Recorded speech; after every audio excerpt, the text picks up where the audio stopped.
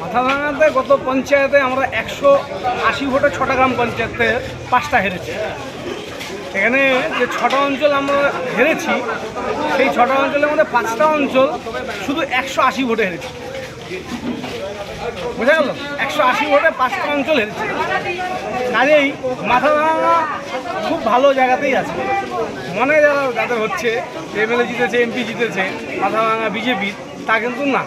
পঞ্চায়েতে অবাধ ভোট হয়েছে এবং অবাধ শান্তিপূর্ণ ভোটে দেখা গেছে আমরা মাত্র 180 ভোট, মানে 90টা ভোট যদি রাইট থেকে লেফটে যেত, ডান দিক থেকে বা দিক, তাহলে কিন্তু 5টা অঞ্চল আমাদের চলে আসতো, এক্সেপ্ট ফুলবাড়ি, পাড়াডুবি, রুইডাঙ্গা, লতাপাতা আর হচ্ছে বড় শোলমারি, ঘোকসাডাঙ্গা। এই যে 5টা অঞ্চল আমরা হারলাম, টোটাল 180 ভোট।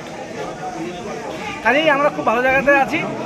বিজেপিতে আড়াআড়িভাবে বিজেপি ভাগ হয়ে গেছে, বিজেপির একটা বড় অংশ বসে গেছে।